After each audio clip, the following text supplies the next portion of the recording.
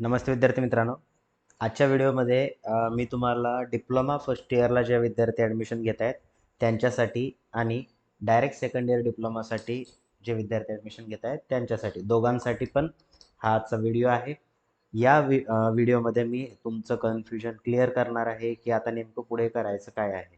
ठीक आहे, ग्रेव्हियन्स पिरियड झालेला आहे. आता नेमकं पुढे करायचं काय, हा प्रश्न विद्यार्थी आणि पालक दोघांच्याही मनामध्ये आहे. शांततेनं त्याचं उत्तर बघा.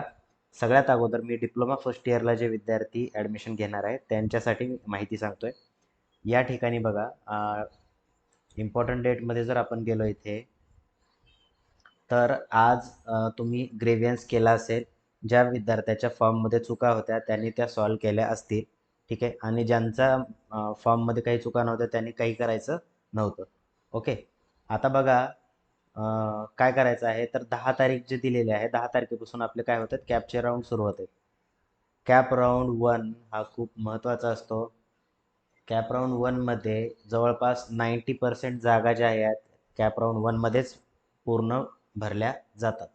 त्यामुळे कॅप राऊंड 1 भरणं खूप महत्त्वाचं आहे आणि खूप केअरफुली भरायचं आहे. ठीक आहे, कॅप राऊंड 1 म्हणजे काय, तर त्याच्यामध्ये इथे बघा 10 तारखेला काय होणार आहे तुम्हाला. 10 तारखेला म्हणजे उद्या display of provisional vacancy seat matrix म्हणतो याला.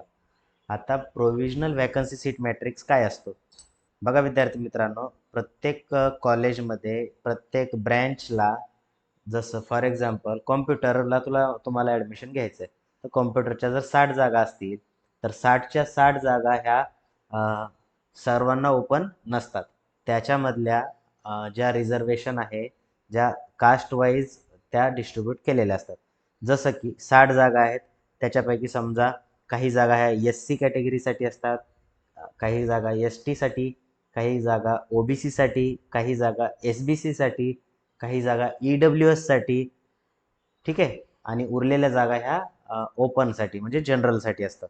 ओके, तर असं कास्ट वाईज जे जागेचं डिस्ट्रीब्युशन असतं त्याला म्हणतो आपण व्हॅकन्सी सीट मॅट्रिक्स. आणि तो व्हॅकन्सी सीट मॅट्रिक्स कधी डिस्प्ले होणार आहे, तर उद्या. आता उद्या कधी होईल, टायमिंग सांगता येत नाही. त्यासाठी काय करायचं, व्हॉट्सअपचा ग्रुप आपला जॉईन करायचा. त्या ठिकाणी सर्व तुम्हाला इन्फॉर्मेशन भेटते. वॅकन्सी सीट मॅट्रिक्स डिस्प्ले झाला की लगेच व्हॉट्सअप ग्रुपवरती त्याची लिंक येईल आणि तुम्ही तिथून तो व्हॉट्सअपचा वॅकन्सी सीट मॅट्रिक्स बघू शकता. लक्षात घ्या, कॅप राऊंड 1चं ऑप्शन फॉर्म भरायचं सुरू होत आहे 11 ते 13, 11, 12, 13. त्याच्या अगोदर तुम्हाला हा वॅकन्सी सीट मॅट्रिक्स बघणं खूप महत्त्वाचं आहे. येते लक्षात?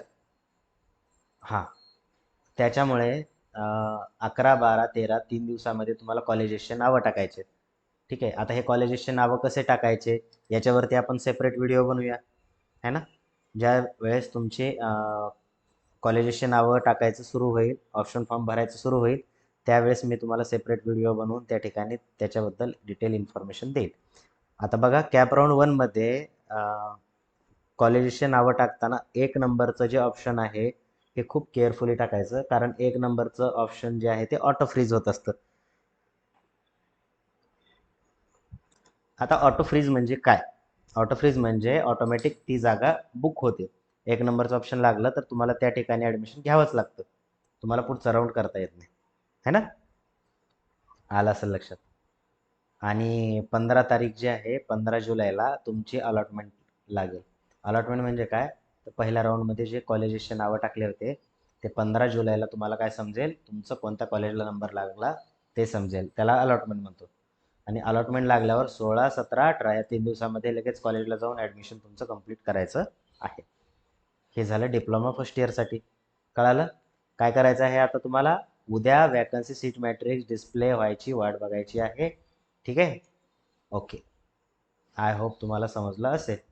ठीक आहे, या व्यतिरिक्त जर तुमचा काही प्रश्न असेल तुमच्या मनामध्ये तर तुम्ही कमेंट बॉक्समध्ये मेन्शन करू शकता, त्याचं ॲन्सर द्यायचा प्रयत्न मी करेल. ओके, ठीक आहे. डिप्लोमा फर्स्ट इयरच्या मुलांना समजलं असेल. आता जाऊया आपण डिप्लोमा सेकंड इयरच्या मुलांना. ठीक आहे, डिप्लोमा सेकंड इयरच्या मुलांचं बघा, आज जी तारीख आहे 9 तारीख, आता 9 आणि 10, आज आणि उद्या तुम्हाला काय करायचं आहे, ग्रेव्हियन्स सबमिट करायचा आहे. ग्रेव्हियन्स म्हणजे काय, तर तुमच्या फॉर्ममध्ये काही त्रुटी असेल, काही चूक असेल, तर त्याच्यासाठी तुम्हाला ग्रेव्हियन्स सबमिट करायचा आहे. कसा करायचा, अगदी डिप्लोमा फर्स्ट इयरचा जसा मुलांनी केलेला आहे तसंच करायचा. मी व्हिडिओ ऑलरेडी बनवलेला आहे, त्या व्हिडिओवरती जाऊन तुम्ही ग्रेव्हियन्स सबमिट करायचा. ग्रेव्हियन्स सबमिट केला की तुमचा फॉर्म अनलॉक होतो. अनलॉक झाला की तुम्हाला तुमचे जो प्रॉब्लेम होता फॉर्ममध्ये तो तुम्हाला सॉल्व करता येतो.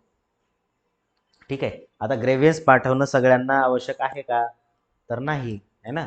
ग्रेव्हियन्स कोणाला पाठवायचा आहे, ज्यांच्या फॉर्ममध्ये काही चुका आहेत किंवा ज्यांना फॉर्ममध्ये काही चेंज करायचं आहे, फक्त असेच विद्यार्थी त्याच्यामध्ये भाग घेतील, है ना.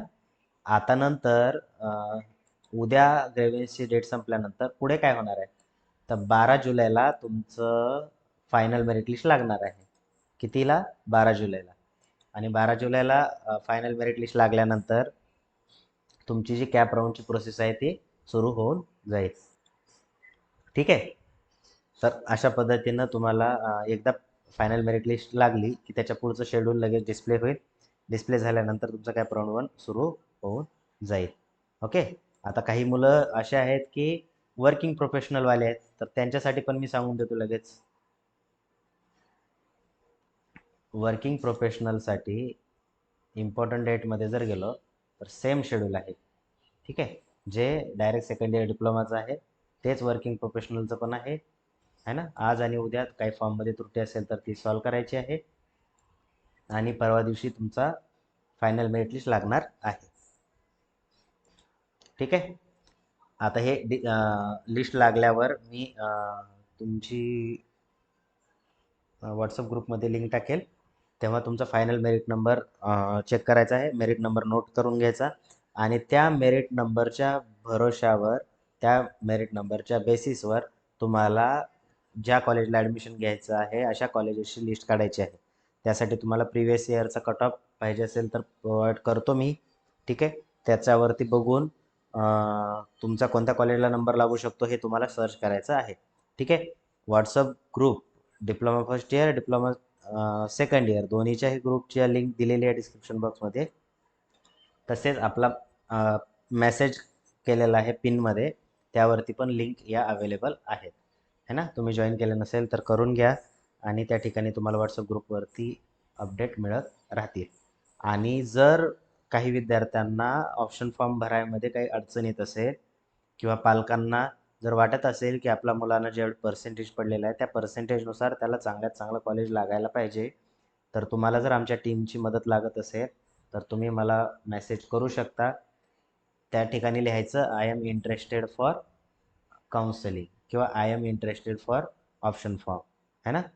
तर त्या केसमध्ये तुम्हाला 999 रुपयामध्ये ऑप्शन फॉर्म तुमचा भरून दिला जाईल एका राऊंडचा. ठीक आहे. त्याच्यामध्ये चान्सेस आहेत की तुमच्या मुलाला जेवढे पर्सेंटेज आहेत त्या पर्सेंटेजवरनं आम्ही काय करतो, त्या पर्सेंटेजच्या अबाऊ असणारे कॉलेज, त्या पर्सेंटेज एवढे असणारे कॉलेज आणि पर्सेंटेजपेक्षा कमी असणारे कॉलेज, हे सर्व कॉलेजेस आम्ही टाकतो, ज्यामुळे त्या विद्यार्थ्याचा पहिल्या राऊंडलाच नंबर लागून जातो. आणि जर तुम्हाला तुमच्या पसंतचं कॉलेज नाही मिळालं पहिल्या राऊंडमध्ये तर तुमच्याकडे ते जागा राखीव राहते दुसऱ्या राऊंडसाठी, है ना. मग दुसऱ्या राऊंडला तुम्ही काय करू शकता, त्याच्यापेक्षा चांगले कॉलेज टाकायचे. मग काय होईल, तर चांगले कॉलेजेस टाकल्यानंतर तुम्हाला याच्यापेक्षा चांगलं कॉलेज लागलं तर पुढचा राऊंड करता येतो, है ना. आय होप तुम्हाला समजलं असेल. तर भेटूया आपण नेक्स्ट व्हिडिओमध्ये. थँक्यू.